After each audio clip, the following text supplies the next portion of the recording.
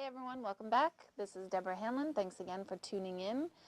Once again, I'm addressing all your questions you've been asking me, and a big one that comes across a lot, and one that's actually really important to me to answer properly is, and Monica wrote this question, but many of you agreed with wanting to know the answer. She writes, "It's said that by many that when one commits suicide, they don't get to heaven because they left before their time, so they stay in an in-between state. Do you think this is true?" This is one of those questions that I love to answer because I hate when people say when your loved one has committed suicide, oh, now they're stuck on the other side. That is completely not true.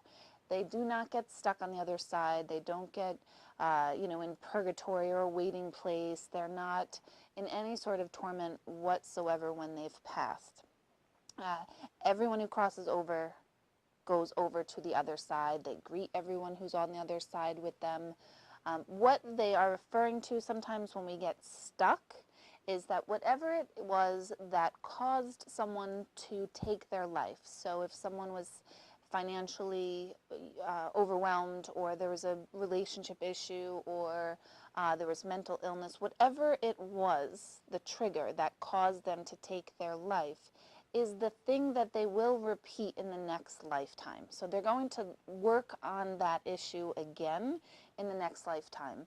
But we're all in that repeating lessons of another lifetime. So I'm living right now and I'm working on lessons that I didn't receive or get in a previous lifetime.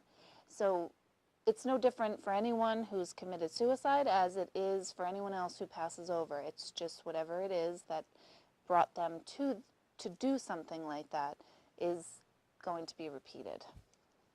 So I hope that answers the question. It is one that bothers me, that I hear people who struggle not only with the loss of somebody who has committed suicide, but then the heavy burden of thinking that they're no longer ever going to be at peace. There's never going to be rest for them, which is not true. They do receive the state of peace.